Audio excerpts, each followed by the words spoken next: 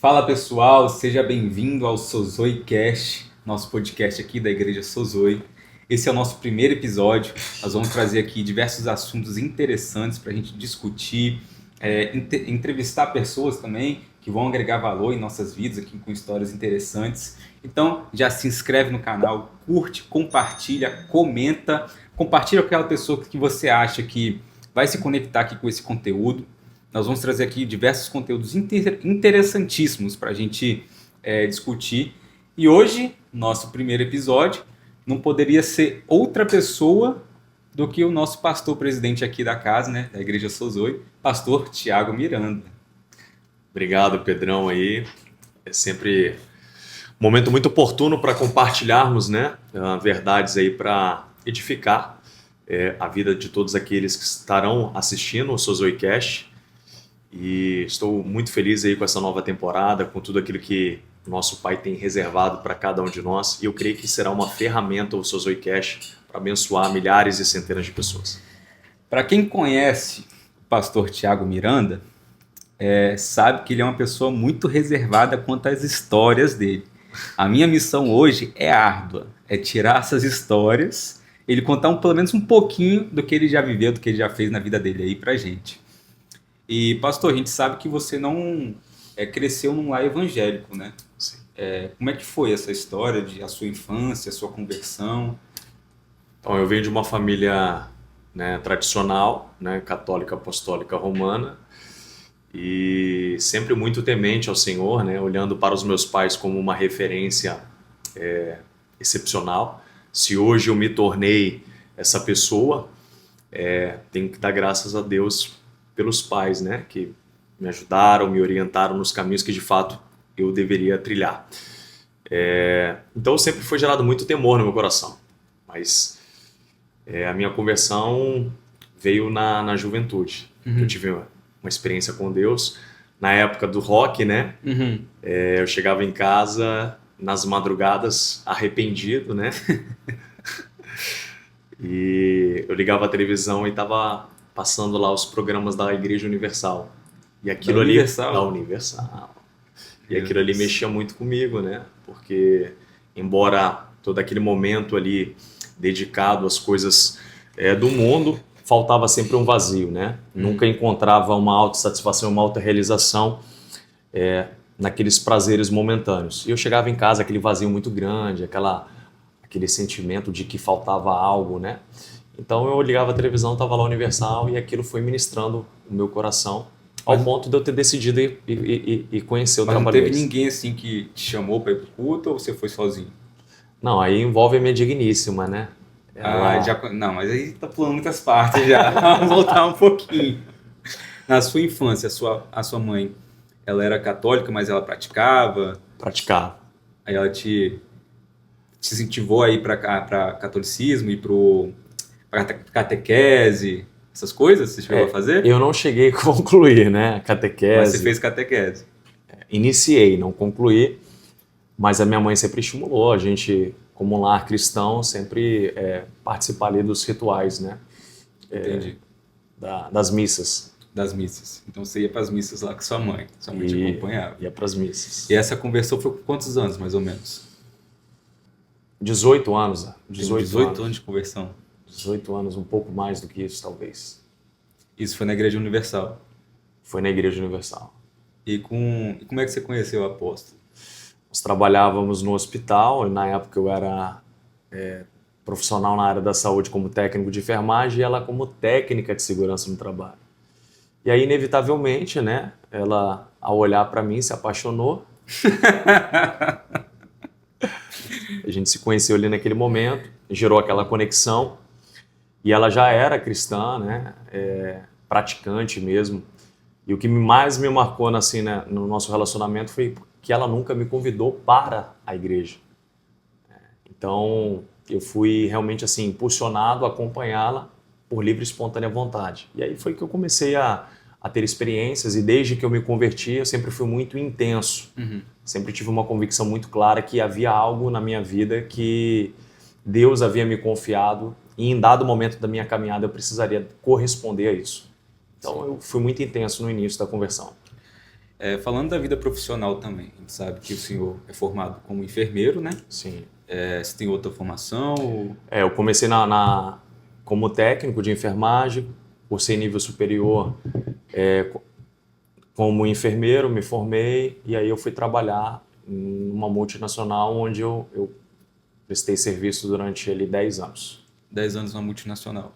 Tive a oportunidade de empreender também, juntamente com a Apóstolo, no nosso início do casamento, abrimos restaurante, abrimos outros negócios e hoje estamos aqui, né, full time no reino. 2 filhos já, né? 3 filhos, né? 3 filhos, 2 3 filhos com a Apóstolo, mas você tem o Cauã também, né? Cauãzinho, Cauã que tá um menino já 15 anos, Cauã? 16 anos. 16 anos. Completou em também. março agora, 16 anos. E a gente sabe de umas histórias também. Lá da Rede Globo, né? O senhor, você é mineiro, que morou no Rio de Janeiro, e que hoje agora você é praticamente um capixaba, né? Já tá aqui há quanto tempo? Na verdade, eu sempre fui capixaba de essência, né? Quem te conhece sabe. Mas eu sou natural de Belo Horizonte, residi durante um tempo na minha infância, depois me mudei para o interior de São Paulo, São José dos Campos, devido ao trabalho do meu pai. Também, através da transferência dele, residimos no Rio de Janeiro, né, no interior do Rio, Resende. Resende. Cidade muito bacana, muito boa.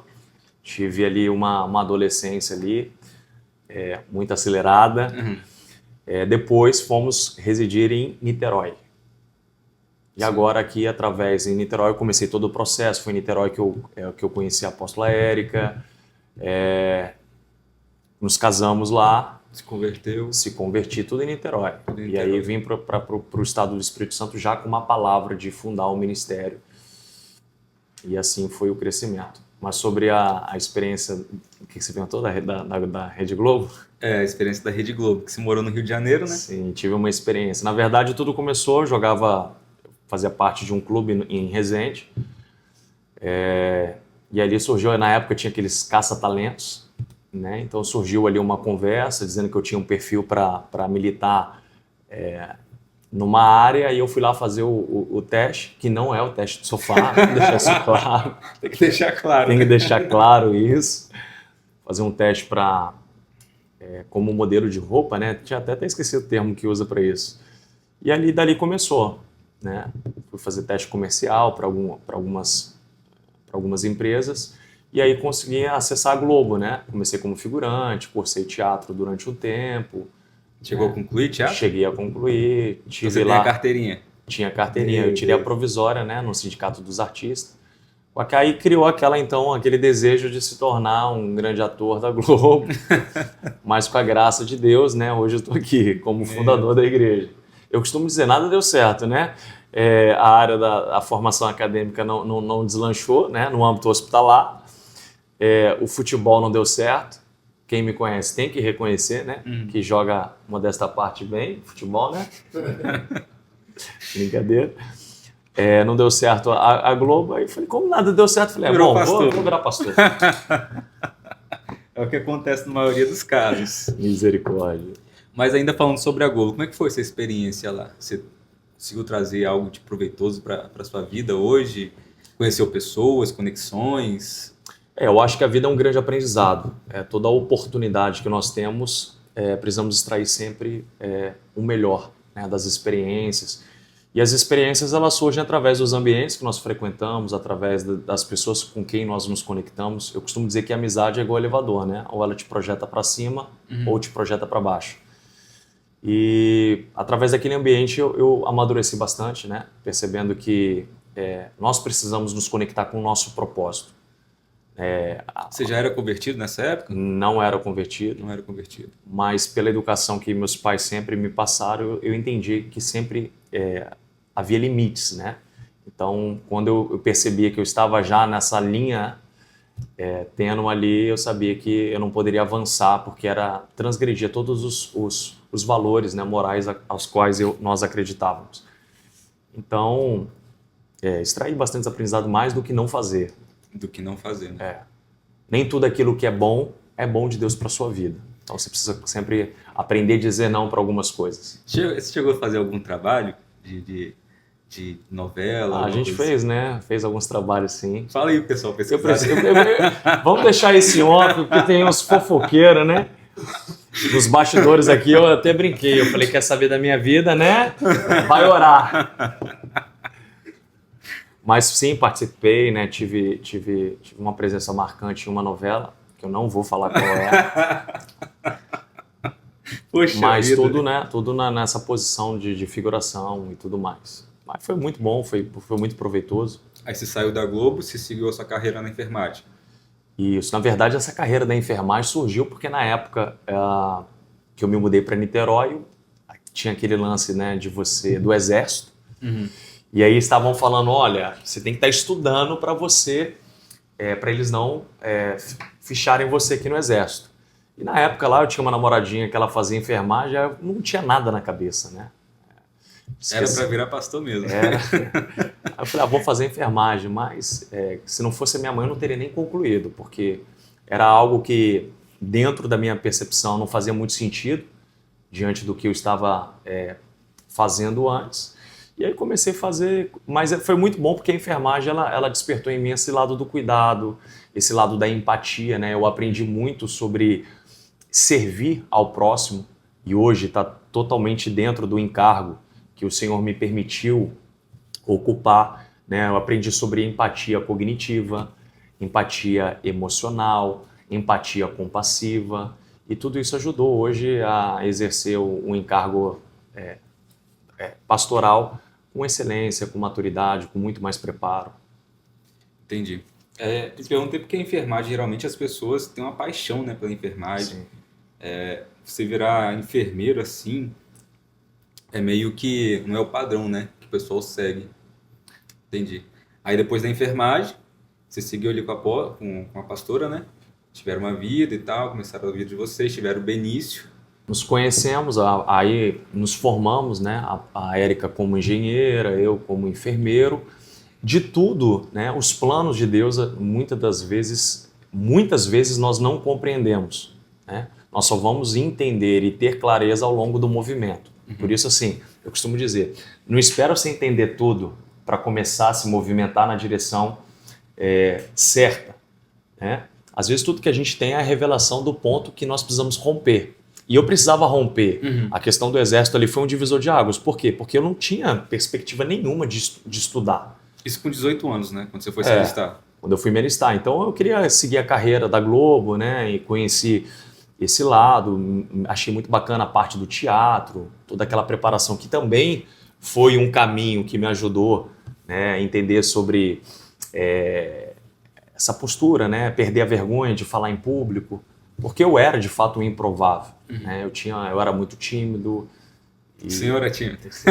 Sempre fui, né? Ainda sou. Capixaba, por natureza. Brincadeiras à parte. Mas, então, assim, a enfermagem, ela entrou e ela me ajudou na minha carreira profissional. Porque um dos requisitos para eu entrar nessa multinacional era ter formação na área da saúde. E aí a gente consegue experimentar o infinitamente mais de Deus, né? Daquilo que pedimos ou pensamos. Os planos e os propósitos dele são maiores do que o nosso. Não fazia sentido para mim. Mas a partir desse meu envolvimento, né, eu fui desenvolvendo o que de fato me proporcionaria estar onde eu estou hoje. Entendi. Então você se converteu, né? Lá no Rio de Janeiro, junto com o apóstolo, né? O apóstolo te ajudou nessa parte. Como é que foi essa experiência de conversão? Como é que foi? Você lembra? Foi muito intenso, né? Tem um dito popular que diz, ou é no amor ou na dor, né? Você lembra do dia? Como é que foi exatamente? Eu lembro. Geralmente as pessoas guardam isso, né? Mas o excesso de inspirações que hoje muitos chamam de TDAH, déficit de atenção. Mas assim, eu lembro que a Universal, que eu morava em Niterói, e da minha casa para a Igreja Universal já era no Rio. Então eu tinha que atravessar a ponte Rio-Niterói, eu ia em Del Castilho. E foi uma tarde, eu saí do trabalho, falei, e lá como tem culto, né? Por isso a importância, né, da igreja ela ser uma igreja orgânica, uma igreja de portas abertas, porque tem sempre uma pessoa que, assim como eu me precisei em dado momento, carece, né, de uma atenção, de receber uma oração. E era uma tarde, eu fui. E ali eu recebi a oração, dei muito trabalho lá. Os obreiros. Para os obreiros da Universal, dei muito trabalho. E ali eu saí, naquele dia eu saí mais leve, eu senti uma paz muito grande irradiando, eu comecei a olhar para dentro de mim mesmo e perceber aquilo que precisava mudar, aquilo que precisava ser transformado. E mesmo não tendo tanta familiaridade com a palavra, né, conhecendo o caráter de Deus, eu pude perceber que era necessário estar conectado com aquela verdade, que à medida que eu ia me envolvendo ali nos cultos, participando dos programas, e eram propostas, né, que tinha durante a semana, e eu era de segunda a segunda, tinha ali a parte de trabalhar casamento, tinha a parte de trabalhar finanças, e quanto mais eu fui me expondo àquele campo onde a verdade estava sendo ministrada, eu estava sendo liberto. Porque eu costumo dizer que a verdade que te liberta é aquela que você compreende. Então aquilo foi muito benéfico. Aquele dia eu saí mais leve, saí convicto que eu precisava ser transformado, e para que houvesse a transformação não teria um outro caminho se não fosse conhecer a palavra de Deus. A religião, a igreja, ela não leva ninguém para o céu, não salva, não muda ninguém. O que muda é a verdade governando o nosso interior e por ela nos movermos com toda a intencionalidade na direção do nosso propósito. E como é que foi essa revelação do chamado de pastoreio? Como é que você recebeu isso? Você chegou a receber uma palavra de Deus? Ou você foi caminhando e discernindo que o seu ministério era um ministério pastoral? Na verdade, tive essa experiência no Universal, depois eu fui em uma outra igreja, numa tarde da bênção, e na tarde da bênção ali estava muitas senhoras, e de fato, né, aquela figura clássica, tradicional, a senhora do coque, ela me olhou e falou a seguinte expressão: os céus já te reconhecem como um pastor, meu filho. Aquilo ali, embora não fizesse sentido nenhum naquele momento, né, mas aquilo ficou no meu interior e aquilo foi florescendo. Realmente eu não consegui mais me desconectar. O processo de transformação ele não é instantâneo, ele é contínuo. Acho que cada dia todos nós vamos melhorando a partir da nossa rendição, a partir da nossa devoção, a partir da aplicação da palavra. Mas aquilo ali me levou cada vez mais para o campo do desenvolvimento.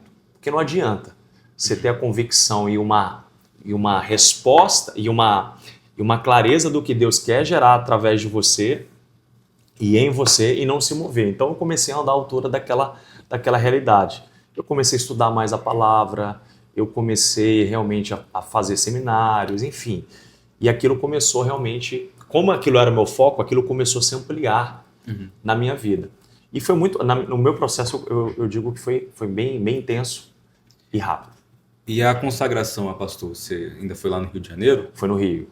Aí você estava em alguma igreja lá? Foi na Comunidade Resgate, né, pastor Roberto, pastor Adriana, reconheceram essa graça que estava sobre nós, nos ordenaram, tanto eu quanto a Érica, pastores. E quando eu cheguei no estado do Espírito Santo, eu já cheguei, né, com esse reconhecimento. E a pastora, ela também sempre teve clareza desse problema. A gente vai trazer ela aqui para a gente conversar um pouco, né? Porque ela é mais detalhista. A mulher é mais detalhista. Ela é mais detalhista, vai dar mais detalhes sobre a história de vocês. Mas ela também já tinha essa clareza no propósito dela? Dela sempre foi muito forte, né? Mas vamos deixar ela responder aí para não comprometer.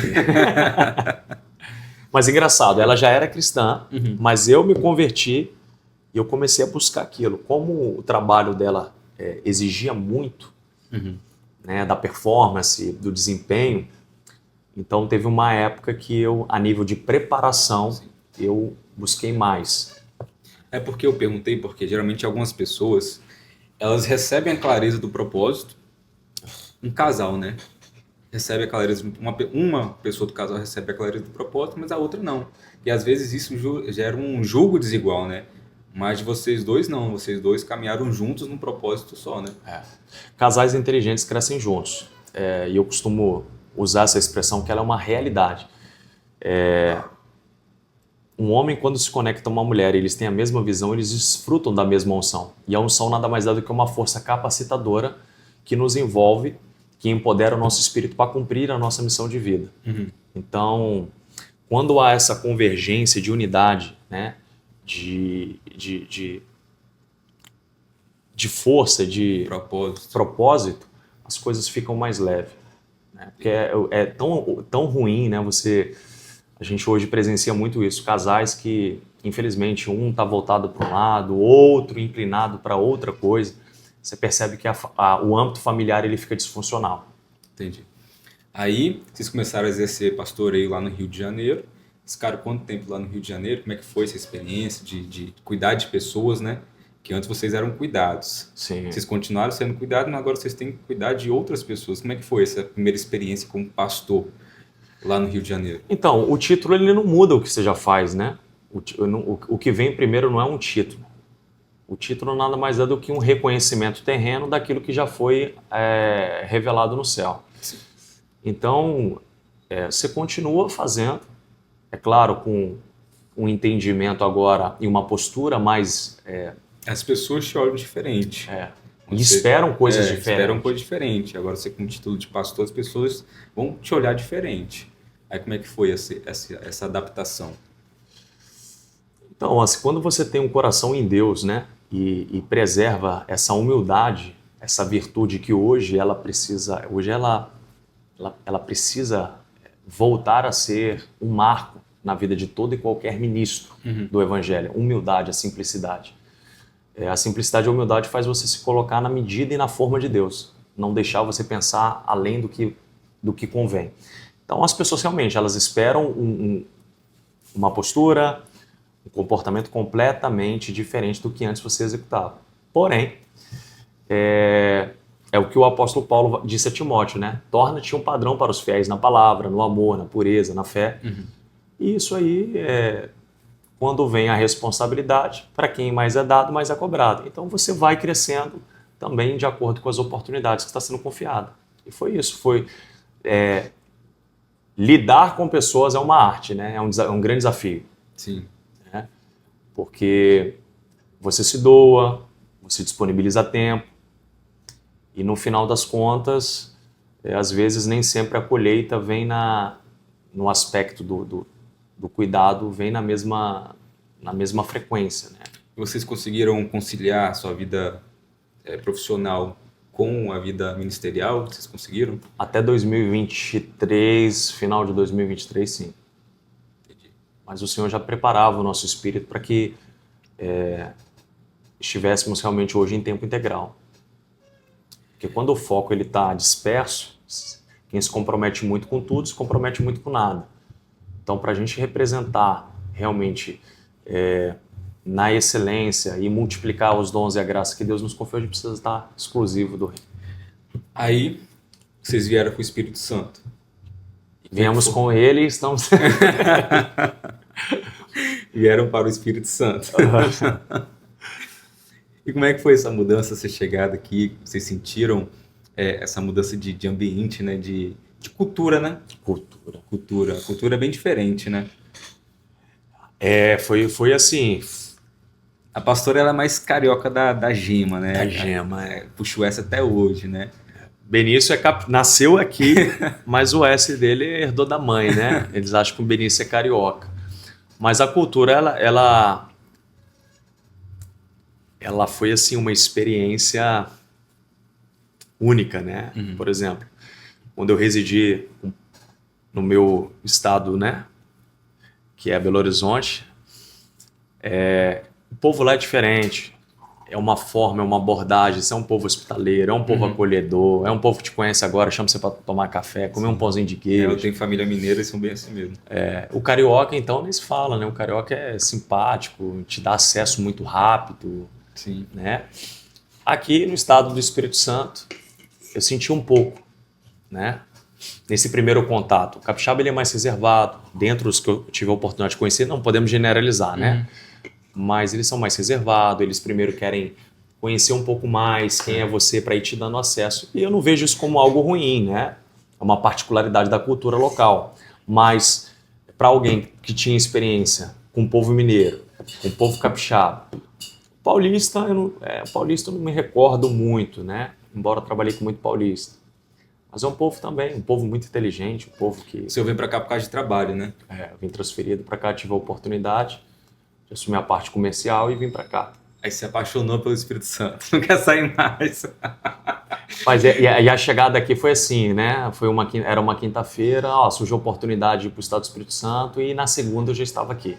A Érica continuou trabalhando na área dela, né, como engenheira, e eu vim para cá. Fiquei 3 meses ali residindo no hotel até criar essa ambientação e depois de 3 meses eu aí eu aluguei um apartamento e aí a Érica veio depois, né? Não aguenta ficar, né? Não aguentou ficar longe do varão. Ela veio logo depois de 3 meses. Só que a minha experiência aqui a nível de congregação, pensa, eu era completamente ativo nas coisas do Pai. Sempre conciliando, né? Trabalho, sempre... Eu digo assim, quem quer faz, quem não quer dá justificativo. Então eu trabalhava muito, né? Nós congregamos durante muito tempo numa igreja chamada Centro Evangelístico Internacional. Centro Evangelístico Internacional. Na época, quem presidia era o pastor Valdir Brasil, a unidade... No Rio de Janeiro. No Rio de Janeiro. E ali eu aprendi muito com aquele servo de Deus, aquele homem, tem um carinho muito grande por ele. Hoje ele já não preside mais a unidade, né, que nós congregávamos, ele já está com outro ministério, Gerando Vencedores. Mas era um homem de oração, aprendi a orar com aquele homem, aprendi a amar com aquele homem, né? Foi um grande líder que me inspirou muito e contribuiu muito para o meu crescimento ministerial. Só que chegando aqui no estado, eu não tive essa conexão, né? Eu não criei essa identificação local. Eu participava de cultos nas igrejas, mas não tinha criado aquela conexão, porque a igreja não é um local para você frequentar, é um local para você pertencer. Sim.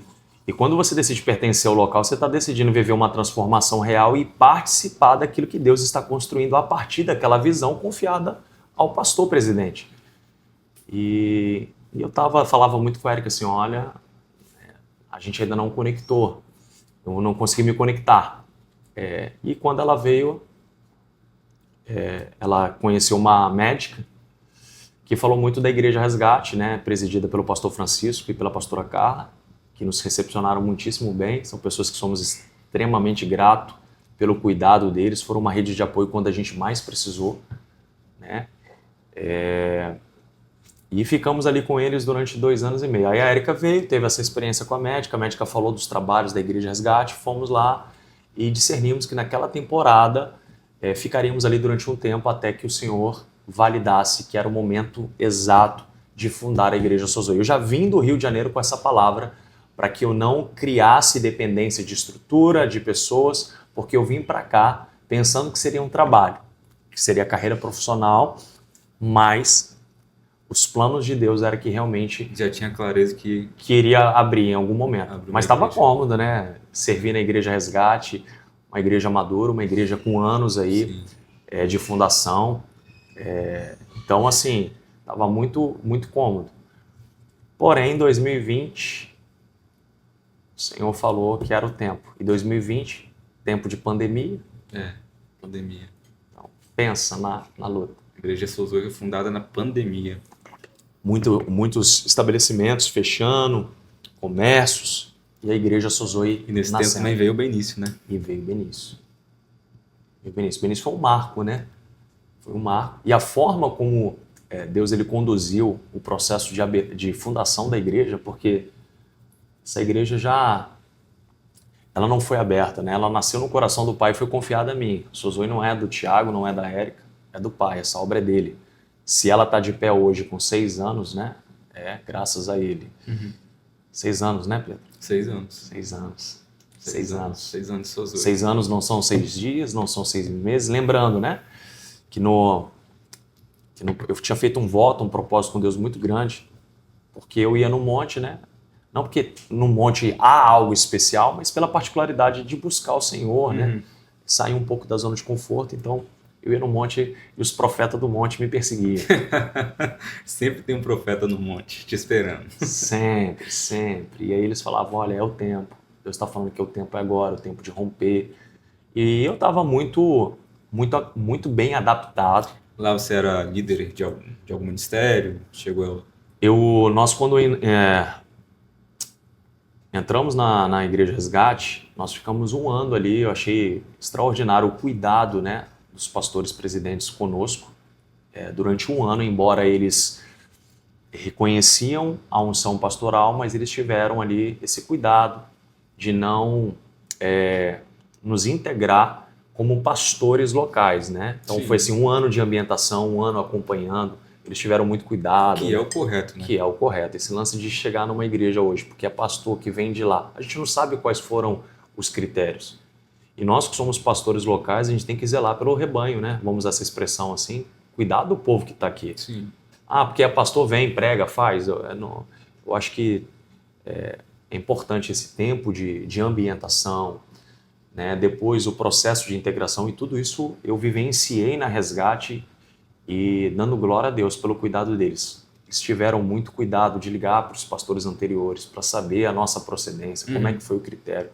Então tudo foi muito assim, muito de Deus.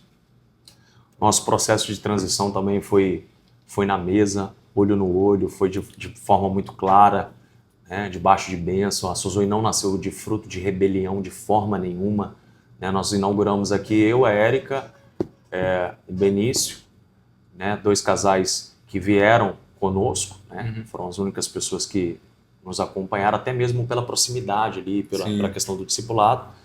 E eu ministrava ali, fiquei durante um ano aqui praticamente ministrando para 15 pessoas. Tinha culto que era só eu, a Érica, Benício, o casal com a filhinha.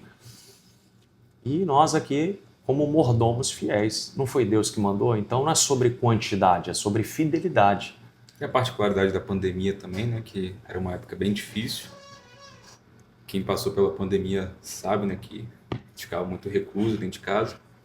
Mas enfim, como que foi essa experiência de antes ser pastor auxiliar, mas agora ser pastor presidente? Você sentiu um baque, uma diferença? Muda muito. Muda muito. Porque é muito fácil você julgar alguém que está numa posição superior a que você se encontra. Então você começa, poderia ser feito dessa forma, poderia, se fosse eu que estivesse na condução, eu usaria esse método, né? Porém, quando você senta na cadeira, você vê que é diferente. Né? Por mais zelosos, cuidadosos que possamos ser, não vamos agradar todo mundo. E foi essa transição, ela muda, ela vem um peso, sim, vem um peso, mas com o peso vem um favor de Deus, porque é Ele que nos capacita, porque realmente é desafiador. Não tem como dizer que há glamour nisso, não há, essa é uma responsabilidade muito grande, seremos cobrados por tudo aquilo que falamos, por todas as nossas ações, então o fardo não é pesado, o fardo não é leve nesse sentido de responsabilidades. Né? Então, se lidar com a eternidade das pessoas não é algo tão simples, não. Exatamente. E qual foi o maior desafio assim, que você sentiu como à frente de uma igreja, como presidente? Tudo é muito novo, né? Dizer que a gente sabe como é que vai ser o amanhã. Né? A gente tinha um imóvel no Rio de Janeiro, nós vendemos, nós fomos os primeiros a investir, né? Nós sempre fomos mantenedores da obra, sempre.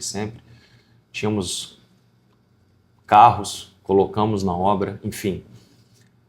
Mas a experiência o desafio é você aprender a viver na dependência do Senhor.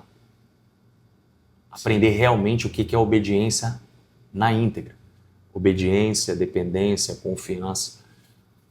Porque é dele, né? Sim. Tudo tem que ser do jeito dele. Somos apenas mordomos. Então, assim, essa experiência, ela marcou muito, né? Falando sobre ministério, acho que o pessoal percebeu que às vezes eu chamo ele de apóstolo, eu chamo o outro de apóstola, não é verdade? E hoje hoje não, né? Você foi consagrado a apóstolo tem uns 2, 3 anos, né? E como é que foi essa revelação, essa ativação desse ministério também na sua vida? Porque a gente sabe que tem polêmica, né? Muita misericórdia, muita. Mas é questão da ignorância, né? A gente, é muito fácil criticar tudo aquilo que você não compreende, você critica e cria resistência. Logo, você desperdiça uma oportunidade de crescer, se desenvolver e desfrutar de uma revelação genuína e autêntica. São encargos, né? Apóstolo, profeta, evangelista, pastor e mestre. Não há nível de superioridade entre eles, mas de atribuições que envolvem responsabilidade, sim.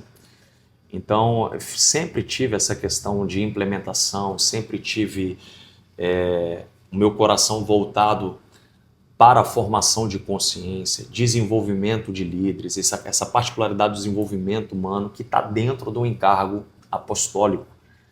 Então, quando nós fizemos 1 ano de Sozoi, o apóstolo de São Paulo, apóstolo Israel, ele estava 21 dias no monte e ele recebe uma revelação de que era para vir reconhecer esse encargo sobre a minha vida. Mas a gente, não que eu resisti naquele momento, mas estava tudo muito novo, né? Nós estávamos com 1 ano de igreja fundada. Pensa, agora ele é apóstolo. Infelizmente, muitos que deveriam usar toda a sua rede de influência para abençoar o povo acabam escandalizando. Então, hoje a gente tem que ter muito cuidado na forma como a gente conduz as coisas. É o crente forte, né? Tendo a sabedoria de lidar com o crente fraco para não gerar qualquer tipo de escândalo. Do que pode, o que não pode, tem que ter sabedoria, né? Tem que ter maturidade emocional também para lidar com isso. Eu falei para ele, não é o momento agora, tá tudo muito novo, né? Eu reconheço que hoje todas as minhas ações, elas são totalmente coerentes com o apostólico. E primeiro, né, que as credenciais apostólicas são sinais, milagres e prodígios. Sim. E isso fica claro no ministério que o Senhor me confiou, né? Os dons é dado pelo Espírito Santo, também pode ser recebido pela imposição de mãos, ambiente proféticos, tudo ativo. Sim.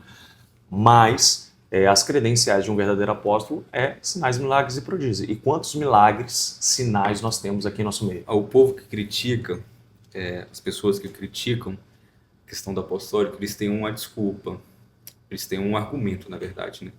Que é que essas pessoas deveriam ter sido testemunho ocular de Jesus. Isso.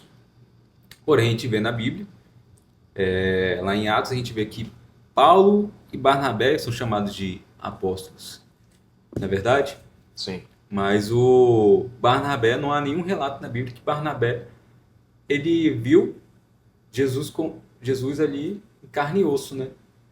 Não há nenhum relato na Bíblia que Barnabé ele viu Jesus em carne e osso. E mesmo assim ele é chamado de apóstolo. Verdade? A função do cargo apostólico, como é que você define? É uma pessoa que forma pessoas? É um encargo que ele zela pela integridade da palavra, né? O fundamento hoje de uma igreja saudável e sustentável, que cresce realmente com a membresia se tornando uma expressão evidente do caráter de Deus, é aquela igreja que ela é fundamentada no apostólico e no profético, ou seja, palavra e poder, equilíbrio. Não é apenas um ministério que tem muita palavra. O que adianta ter muita palavra, mas não ter uma experiência sobrenatural, não ter uma experiência palpável, né? Então as pessoas acabam se tornando muito frias, muito intelectuais, né? E infelizmente hoje os púlpitos estão muito assim, mensagens muito bem elaboradas, muito adaptadas à nossa modernidade, ao nosso século, mas deixando realmente de fluir numa fundamentação que nos conduz a uma transformação real. O evangelho é transformação de mentalidade e logo uma mudança comportamental.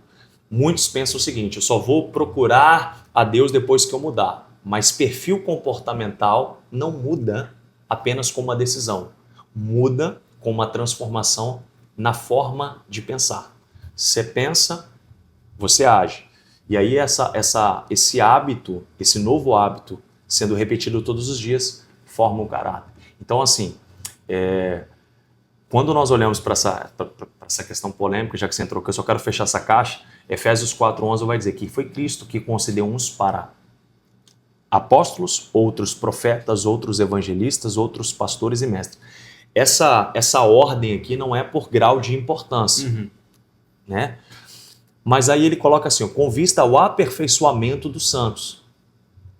Santos aqui é a condição de estar separado para Cristo. Sim. Não é santos na condição de perfeitos. Porque todos nós estamos sendo aperfeiçoados todos os dias a partir da nossa cooperação com a ação do Espírito Santo, que é o agente transformador. Sim. Né? Então, ainda não chegamos, aí ele começa aqui, o aperfeiçoamento dos santos, para o desempenho do serviço, para a edificação do corpo de Cristo, até que todos cheguem à unidade da fé. Então, hoje não existe mais apóstolo, então também não existe mais evangelista, também não existe mais pastor. Sim. Agora, a questão que nós devemos refletir é o seguinte: todos já alcançaram a mesma unidade da fé? Não. O pleno conhecimento? Não. Então, esses ministérios eles são importantes com essa finalidade. Conduzir o povo, cooperar com o povo, para que todos cheguem à unidade da fé, para que todos sejam aperfeiçoados e todos tenham a revelação do caráter de Deus através da pessoa de Cristo. Exatamente. E agora o senhor está investindo então em agora um novo projeto, né? O Instituto. Você fala um pouquinho do Instituto para a gente? Então, o Instituto Presente ele nasceu de uma dor, né, que eu mesmo enfrentei nessa caminhada quanto pastores ou qualquer outro encargo, né? Antes de responder, eu só quero dar ênfase nisso. É um grande equívoco a gente reconhecer somente pastores nos dias de hoje. Porque cada um tem a sua função, cada um ali tem a sua área de governança e nós precisamos entender a nossa área de governança para que possamos fluir em sua totalidade. Uhum. Então, é um equívoco você considerar alguém que tem um encargo de pastor e colocá-lo como evangelista. Nada é proveitoso quando é feito dessa forma. Quando a gente tem a clareza dos ministérios ali, a gente sabe cada função que cada um ali exerce, eu acho que até isso não é saudável, né? Por exemplo, eu acho que a gente conhece pessoas que são evangelistas. Sim. E colocam como eles pastores. Meio que junta as duas coisas ali, mas a pessoa não vai fluir como pastor. Às vezes a pessoa ela não exerce bem o pastoreio, que é cuidar de pessoas, né? Você ir lá, ajudar a pessoa, você ligar para a pessoa, ver como é que ela tá. A gente vê também pessoas que às vezes são mestres, mas colocam ele com os pastores também. Verdade. Profetas como pastores, então meio que engloba tudo ali. E isso olhando para a igreja de Cristo, isso não é saudável, porque isso não acontece justamente o crescimento, que é o esperado dos ministérios. Os ministérios eles vêm para o crescimento da igreja, o aperfeiçoamento. E se isso não está bem alinhado numa igreja, numa congregação, a gente vê que coisas ruins elas acontecem. Então, exatamente isso que você falou. O Instituto ele nasceu diante de uma dor a qual eu enfrentei, um processo muito árduo, né? Essa caminhada cristã ela poderia se tornar mais leve se cada um entendesse a tua função e entendesse que aqueles que já chegaram em um determinado nível podem contribuir para aqueles que estão começando, né? Então o Instituto Presente ele nasceu por quê? Porque em dado momento eu olhei para a direita, olhei para a esquerda e não encontrei um suporte, não encontrei um ponto de apoio, não encontrei alguém que falasse assim, vamos por aqui. Uhum. E às vezes a gente carrega tanto potencial e a gente tem essa consciência, mas parece que a gente não consegue avançar de forma consistente. Não é por falta de esforço, não é por falta de disciplina, é por falta de governo interior. O Instituto ele nasce para atender exatamente esse perfil. Pessoas que reconhecem que têm potencial, pessoas que sabem que carregam dons e talentos, mas estão vivendo ciclos repetitivos de desgastes, porque estão repetindo padrões comportamentais, emocionais, né? E estão percebendo que a sua vida em determinada área continua travada. Então o Instituto nasce para realmente, através do método presente, trazer cura no interior dessa pessoa, trazer entendimento que ela precisa explorar tudo aquilo que ela carrega, ter clareza de direção, ter mais governo interior. Tudo começa dentro. Muitas pessoas querem mudar o que está fora e não mudar o que está dentro. Concluindo aqui, então, assim, dado momento eu me vi nessa situação, né? A síndrome do lobo solitário. Isso é muito ruim. Há um dito que diz que se você quer chegar em algum lugar, modela aqueles que já percorreram esse caminho. Uhum. Mas nem sempre aqueles que percorreram esse caminho estão dispostos a ajudar aqueles que estão começando. Então o Instituto ele nasce voltado exatamente para a formação de pessoas, formação de líderes. Autoridade, responsabilidade. Autoridade, autorresponsabilidade, né? Autogoverno. Autodisciplina, tudo com auto. É um projeto novo que o senhor está iniciando, né? Vai ter alguns programas, o senhor quer falar um pouquinho dos programas que vai ter? Sim, nós vamos agora, a partir de maio, lançar uma imersão, que vai ser um sábado, né? Das 2 até as 22 horas. Uma imersão que realmente é para quem deseja viver uma transformação real, é para quem está cansado, né, de tentar e não conseguir. Né? O método vai ser, nós vamos trabalhar o método presente, e esse método presente ele vai trazer clareza de que a vida não é uma tentativa e que a vida pode sim, que podemos viver uma grande concretização e realização daquilo que está no nosso coração. Então vai ser assim algo para é algo extraordinário. Né? Quem teve a experiência de participar da Academia da Fé, que foi um programa aqui dentro da Igreja Sozoi, voltado para essa particularidade de desenvolvimento humano, já tem mais ou menos ali um spoilerzinho. Muito bom. A gente trabalha governo interior, comunicação eficaz, enfim. Não vou entrar muito em detalhe agora, mas é bom demais. Vale a pena. Para a gente fechar, eu queria que você contasse pelo menos umas 2 experiências assim que você teve com Deus que te marcou de alguma forma. Experiências com o Espírito Santo. Uma grande experiência. Uma vez eu falei com o Espírito Santo, me ensina a operar nos dons. Começa a me treinar nos pequenos comandos. Porque muitos resistem em dar vazão ao dom que carrega. Mas você só vai conseguir ganhar uma musculatura fazendo. Né? Discernindo as impressões, as suspeitas proféticas. Tudo começa com uma suspeita profética. Então eu entrava num ambiente, seja no mercado, seja em uma loja, e eu já falei, estou sentindo uma suspeita profética que Deus quer gerar algo para alguma pessoa, e aí ele começava a me conduzir e trazer uma porção da revelação sobre a vida daquela pessoa, um conhecimento pontual. E esse movimento de resposta ele precisa ser rápido, porque senão você começa a dar vazão à dúvida, você começa a desacreditar, você começa a considerar que aquilo é coisa da tua cabeça e não começa. Então, uma experiência que me marcou muito foi esse treinamento do Espírito Santo. E quando eu comecei ali a executar, desde virar para uma pessoa e dizer assim, olha, coisa simples demais, né? Uhum. O sobrenatural ele é simples, o resultado é extraordinário. E a simplicidade é que às vezes nos impede, porque a gente às vezes quer criar uma estrutura para o milagre acontecer, Deus está trabalhando simples. Às vezes uma pessoa só orou e falou assim, olha, se Deus usar alguém para falar para mim amarelo, é o meu milagre. Coisas assim aleatórias, mas é uma realidade, cara. Sim.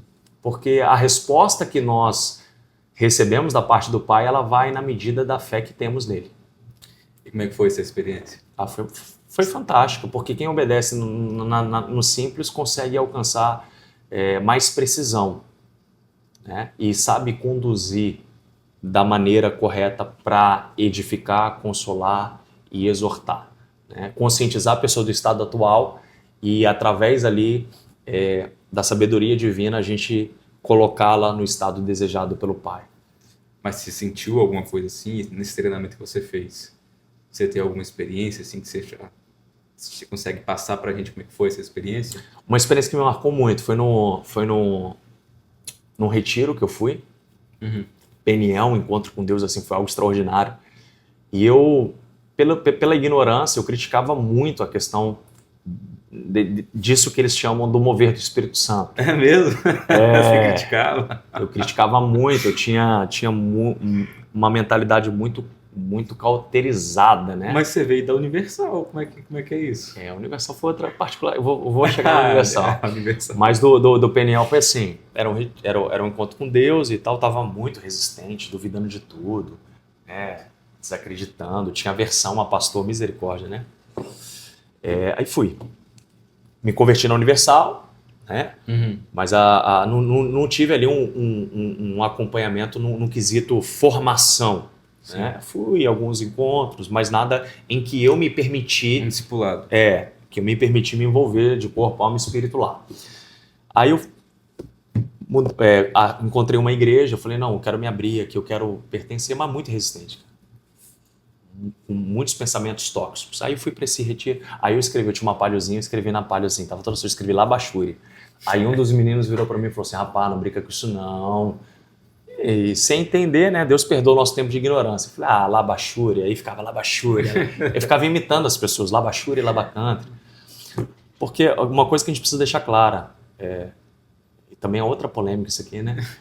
Mas essa questão das línguas estranhas é uma ferramenta de edificação pessoal.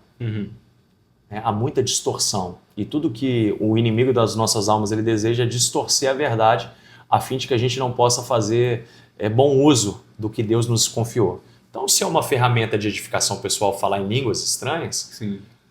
O meu espírito ora, o meu espírito se conecta com o Espírito de Deus ali. Nós falamos em mistérios para o Pai. E aí eu comecei Labachuri, Labacanta. Quando eu entrei, aí tem todo aquele processo de cura interior, tem todas as ministrações intencionais. E ali eu comecei a chorar, me veio um choro. E aí era sábado à noite, que era ali o momento do batismo com o Espírito Santo, aquele momento propício para aquilo. Eu comecei a sentir um tremelique na minha perna. Eu comecei a sentir a glória, assim, sabe? O poder de Deus me envolvendo. Eu falei, cara, isso não é normal. E eu era muito cético. Eu falei, isso aqui não é normal, não tem força de sedução, manipulação de ninguém. Eu falei, isso aqui é algo genuíno. E eu comecei a me abrir para aquilo. E eu comecei a perder os movimentos, assim, movimentos involuntários, voluntários. E quando eu falei assim, eu quero receber o Espírito Santo, eu quero você na minha vida, eu quero ser governado por você. E eu comecei a falar palavras que eu fui ouvindo, né, sobre o governo do Espírito Santo em nós e através de nós, sobre essa dependência. E ali quando eu falei, eu quero você, Espírito Santo, na minha vida, eu tinha ouvido, né, que ele é amigo, que ele é confortador, que ele anda lado a lado. Eu falei, seja o meu amigo, anda lado a lado. Meu irmão. Você deu a vazão. Aí eu dei vazão. Mas eu caí, não caí endemoniado, não. Caí no poder de Deus, uma alegria me tomou. E ali eu comecei meu corpo se tremer, mas com uma leveza, não como uma meninice. Tem muita gente que fala, meninice, pra que isso? Realmente, pra quê? Pra quem não importa, né? Pra quem tá vendo não importa, mas pra quem tá recebendo importa, porque aquilo ali é um marco. E ali eu fui batizado com a evidência em línguas. E como o Tito, né, que ainda nem fala, mas quando ele começar a falar, ele vai balbuciar palavras, eu comecei. Eu falei, cara, eu tô ficando doido. Uma confusão, a alma tentando roubar ali a questão do espírito. Mas dali para lá, eu senti que houve uma evolução na sensibilidade espiritual, discernimento ali, ampliou. A luz da palavra, né? O Espírito Santo que nos conduz, ele traz ali clareza naquilo que lemos. Eu senti que teve uma evolução assim absurda. E aí eu comecei a treinar em casa, no chuveiro, no carro, eu comecei barabacá, vassoura, e foi. E aí até hoje. E até hoje tá no nível hardcore. Isso é uma benção. E na área da libertação, você tem alguma experiência? Mas na área da libertação, eu me recordo uma vez a gente estava servindo numa unidade, né? Era um galpão e a gente ajudava muito a Érica na cozinha, cortando cebola, pensa. Eu nunca tinha tido aquela experiência. E aí, eu tava, na época, eu era presbítero, né? Sim. Ali. E aí o pastor que estava ministrando falou, cadê os obreiros, diáconos, presbíteros aqui para ajudar a orar? E assim, né, a gente sempre foi muito envolvido com o ativismo da igreja. E é uma das coisas que eu quero deixar esse ensino aqui. Há uma grande discrepância entre você viver um ativismo da igreja e viver a verdade da igreja. Em dado momento da caminhada, eu me permiti ficar no piloto automático. Muita responsabilidade, muito operacional.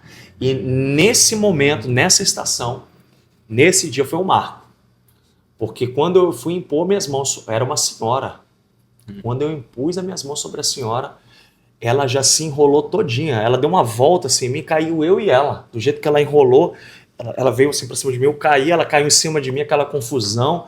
E ela possessa ali de demônios. Possessa de demônios. E ele foi uma loucura, né? Vou te matar, tirar de mim, aquelas coisas todas. Né? Para quem acha que é teatro, vem para Suzoi, para ver o que é teatro. Mas foi uma experiência marcante, porque ninguém nunca me ensinou. Embora eu testemunhei muitas coisas ali na Universal. Você já era do presbitério, então você já tinha maturidade já tinha uma maturidade ali, e ali exercemos a autoridade em nome de Jesus. Né? Em nome de Jesus eu te repreendo, saia dela agora. E a Érica veio correndo da cozinha, acho que eu até brinco até hoje, né? Eu falei, rapaz, o demônio não aguentou, foi o cheiro da cebola, porque assim, contagiou a atmosfera. E ela ajudou ali na oração, né? Porque expulsar é uma coisa, o processo de libertação, né? De cativeiros, de vícios, enfim, é através do discipulado. A área da libertação era muito complexa, né? E às vezes você querer ajudar uma pessoa ali na hora, né? Só na hora, mas às vezes a pessoa não quer essa libertação, que é o processo inteiro, é até pior, né? Que a Bíblia diz que volta até 7 vezes mais, né? Porque tudo aquilo que você cultiva, você potencializa, né? Tudo aquilo que você vai cultivar, vai crescer, vai se desenvolver, vai frutificar e vai transbordar. Então, para e pensa, como é que você vai ajudar uma pessoa que ela não quer ser ajudada? Sim. Que ela se abre em determinadas áreas, mas ela continua cultivando ali vícios ou traumas do passado. E aí fica muito difícil, porque acaba se tornando um ponto de legalidade. De fato, se nós estamos em Cristo, somos uma nova criatura, porém existem pessoas que, no ímpeto da emoção, fazem essa confissão de fé em Cristo, sim, mas na prática não consegue expressar essa mudança, não consegue cultivar a palavra e volta aos velhos hábitos. Aí gera uma confusão. E essa esquizofrenia, eu brinco, né? Essa esquizofrenia espiritual que precisa ter cura. Porque o Espírito Santo ele é cavaleiro, ele é amoroso, ele convence. sim. Uma coisa é nós permitirmos que ele atue em nossas vidas, né? E muita gente não permite. E aí continua, volta pior.